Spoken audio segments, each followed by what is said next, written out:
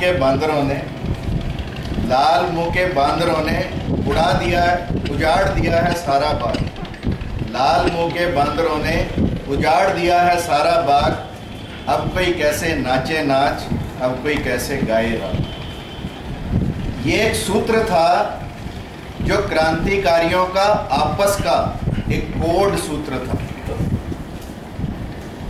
और मंगल पांडे जिस बैरक में था, वहां एक नट और नटनी इस गाने को गाते हुए अंग्रेजों की क्रूरता, अंग्रेजों की बर्बरता, अंग्रेजों के जुल्म जो इस देश पर ढाए जा रहे थे, उनका व्याख्यान करते। जैसा अमित ने कहा कि हमारी ये स्थिति क्यों हुई ऐसे। 1757 में प्लासी का युद्ध हुआ, आप सब जानते हैं।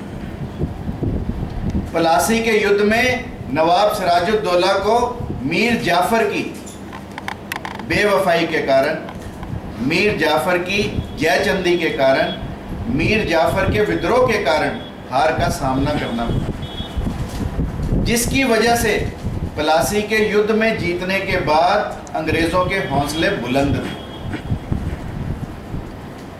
और अंग्रेजों ने इस देश के समाज को तोड़ने की कोशिश की, इस देश के गांव को तोड़ने की कोशिश की। उनका सबसे पहला सूत्र था इस देश के गांव को तोड़ना। और गांव भारत के पूरी दुनिया के लिए एक मॉडल थे। गांव हमारे फुल्ली इंडिपेंडेंट थे, पूर्ण रूप से स्वाधीन थे, पूर्ण रूप से अपना कार्य करने में सक्षम थे। हर गांव में यदि आप देखो सामाजिक व्यवस्था, हर गांव में आपको किसान मिलेंगे जो अनाज उपजाएंगे, हर गांव में आपको कुम्हार मिलेंगे जो आपके लिए बर्तन बनाएंगे, हर गांव में आपको सुनार मिलेंगे, हर गांव में आपको नाई मिलेंगे, हर गांव में आपको तेली मिलेंगे। मतलब ये सारी की सारी व्यवस्था पूरे गांव की एक इंडिपेंडेंट व्यवस्था थी। हर गांव अपने आप में जीने में, अपने आप में निर्वाह करने में सक्षम था। और अंग्रेजों का मुख्य उद्देश्य था उन गांवों को उजाड़ना। अब गांव को कैसे उजाड़ा जाए? गांव को उजाड़ने का सबसे पहला तरीका उन्होंने अपनाया कि जो लोग खेती करते हैं उन पर कर लगा दिया, टैक्स लगा दिया। पहले लोग क्या करते थे, अनाज उपजाते, उस अनाज का कुछ हिस्सा, बार्टर सिस्टम, कुछ अनाज का हिस्सा सरकार को या राजा को दे देते थे। परंतु अंग्रेजों ने कहा we want it in cash, हमें ये नकद चाहिए। तो अंग्रेजों ने हिंदुस्तान की अर्थव्यवस्था पर पहला प्रहार किया किसानों को ये कहकर कि तुम हमें नगद के रूप में राशि दो। दूसरा प्रहार उन्होंने किया कि भारत के जो छोटे छोटे उद्योग थे उनको समाप्त करने की कोशिश की। जैसे विदेशों से कपड़ा ले रहे हैं, अब वो कपड़ा दिखने में, चमकने में हिंदुस्तान की खादी से कहीं बेहतर, मशीनों पर बनता था, खादी से सस्ता भी बेचा उन्होंने। इस तरीके से उन्होंने सभी उद्योगों को, जो हमारे गांव में उद्योग थे, ग्रामीण उद्योग थे, लघु उद्योग थे, उनको समाप्त करने की कोशिश की। और जब उन्होंने समाप्त करने की कोशिश की सुधारों के नाम पर, तो लोगों में रोष होना स्वाभाविक। इसी रोष में मंगल पांडे पैदा हुए। आप मुझे बताओ कि ब्राह्मण कब बंदूक उठाता है, कब तलवार उठाता है? कब कोई ब्राह्मण एक चंद्रशेखर आजाद बनता है? कब कोई ब्राह्मण एक राम प्रसाद बिस्मिल बनता है? कब कोई ब्राह्मण मंगल पांडे बनता है? और कब कोई ब्राह्मण तांत्या टोपे बनता है? तब बनता है जब समाज की सत्ता पर प्रहार किया जाता है, जब सामाजिक ताने बाने को तोड़ने की कोशिश की जाती है, तब ब्राह्मण अपने हाथ में तलवार उठाने में और बंदूक उठाने में भी परहेज नहीं करता। यह है इस भारत का इतिहास। इसलिए मंगल पांडे एक ब्राह्मण घर में पैदा हुआ, एक सैनिक के रूप में भर्ती हुआ अंग्रेजों में, परंतु अंग्रेजों की गुलामी नहीं की। सैनिक जरूर बना पर गुलामी नहीं की। जब अंग्रेजों ने हुक्म दिया कि इस कारतूस को अपने मुंह से तोड़ना है, जिस कारतूस का के ऊपर गाय की चर्बी लगी हो, जिस कारतूस के आसपास ग्रीस सूअर की लगी हो, तो मंगल पांडे ने विद्रोह किया। मंगल पांडे के दाएं हाथ पे एक हिंदू था बालकेश्वर का नाम का, और एक रमजान अली नाम का मुस्लिम था। दोनों को मंगल पांडे ने कहा कि तुम आओ मेरे साथ, परंतु कोई मंगल पांडे के साथ नहीं। अकेला सैनिक विद्रोह के लिए खड़ा हुआ और जो सामने सार्जेंट था उसे गोली मारी। जैसे ही उसे गोली मारी, दूसरा अंग्रेज लेफ्टिनेंट भागा आया घोड़े पर, उसको अपनी बट से मारा। और जब तीसरा सैनिक आया तो उसका तलवार से सिर लग गया।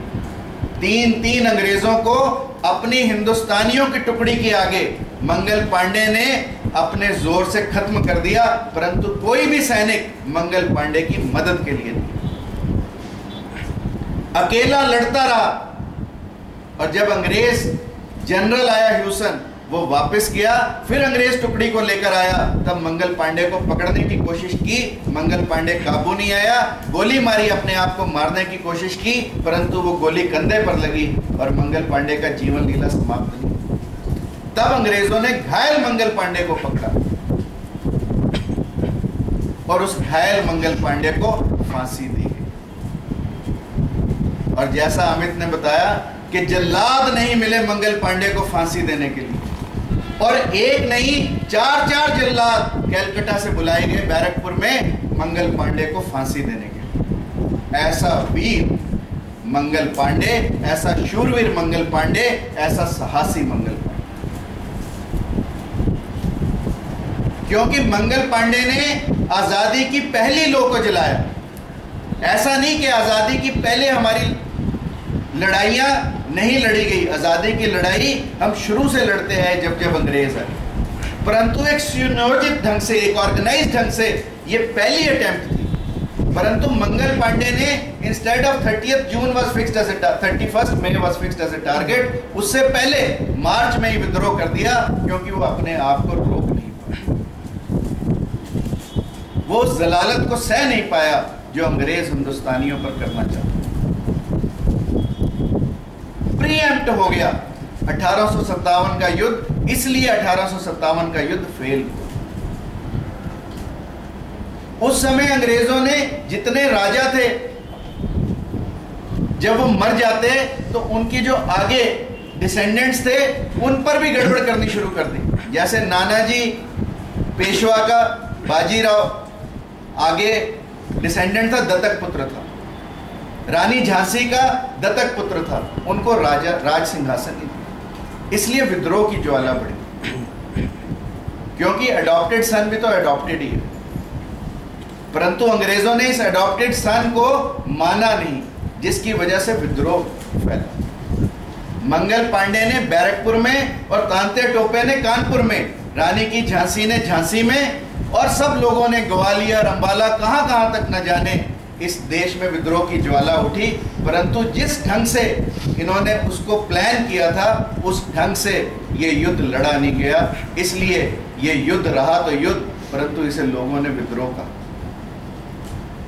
आज भी हम मंगल पांडे जैसे लोगों को बागी की भूमिका में करार करते हैं। आप सोचो, आजादी के 35-40 साल के बाद मंगल पांडे का डाक टिकट हमने जारी किया। ऐसे लोगों के लिए तो हमारे अशोक चक्र और भारत रत्न जैसे उपाधियां भी कम पड़ जाती हैं, क्योंकि बहादुरी की कोई उपाधि नहीं है, हौसले की कोई उपाधि नहीं है, शूरवीरता की कोई उपाधि नहीं है। ये चीजें हमारे अंदर पैदा होती हैं। They are from inside, they are not from outside. मुझे याद है आजादी का जज्बा, कोहिमा और नागालैंड की बात है। सुभाष चंद्र बोस ने अपने कर्नल्स को कहा कि लोगों को भर्ती करो, और भर्ती करने के लिए उन्होंने हिदायतें कुछ दी कि कौन लोग सेना में भर्ती हो सकते हैं। उसमें एक कंडीशन ये थी कि जो अपने माँ बाप का अकेला बेटा हो उसको सेना में भर्ती ना किया। तो एक नौजवान लाइन में लगा भर्ती होने के लिए, कर्नल ने माँ बाप का पूछा तो उसने कहा मेरी केवल एक माँ है। तो कर्नल ने उसे भर्ती नहीं किया, उसे वापस भेज दिया। जब वो बेटे ने आकर अपनी माँ को बताया तो माँ ने अपनी शहादत दे दी उसी समय, और अगले दिन वो बेटा फिर लाइन में लगा। जब वो लाइन में लगा तो कर्नल ने कहा कि कल तो तुझे निकाला था, आज तू फिर आ गया। तो उस बेटे ने अपनी कहानी सुनाई कि मेरी माँ ने कहा कि तेरी इस माँ से बड़ी वो भारत माता है, तेरी माँ से बड़ी वो भारत माता है, तो उसकी रक्षा के लिए जा। इसलिए मैं अपना बलिदान देती हूँ ताकि मैं तेरे सैनिक भर्ती होने में आड़े ना आऊं। ये था जज्बा हिंदुस्तानियों का, जिस जज्बे की वजह से 1857 के निरंतर प्रयासों के बाद 90 साल के बाद हमें आजादी मिली। और बड़े दुख का विषय है कि आजादी के 65 और 70 सालों के बाद भी हम फिर उसी पॉलिसी पर चले हैं जो 1600 में अंग्रेजों ने ईस्ट इंडिया कंपनी भेजकर हिंदुस्तान में अपनाई थी। तब ईस्ट इंडिया कंपनी ने भारत के लघु उद्योगों पर कब्जा करने की कोशिश की थी। आज पुनः the multinationals are doing the same thing. It is again an attempt to control the economy of India, and days are not far when the economy of India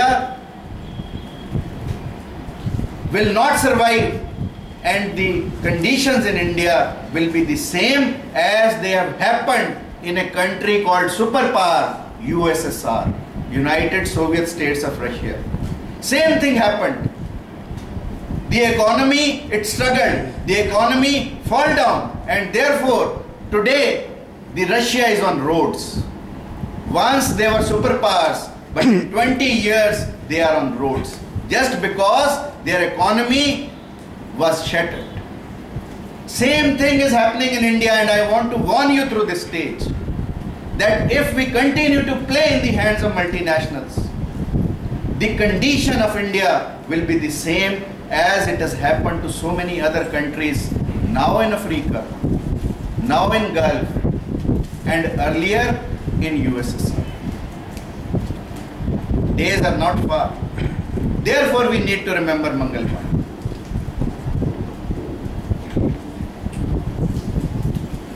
इसलिए अपनी बात, समय बहुत हो गया, बातें बहुत है, because it's a very burning topic. We need to have more deliberations and discussions on it. अंत में ये कहना चाहूँगा, चांद तारों के जो खुद हो मोहताज, चांद तारों के जो खुद हो मोहताज, भीख न मांगो उनसे उजालों की, बंद आंखों से भी करो ऐसा काम कि आंख खुल जाए आंख वालों की।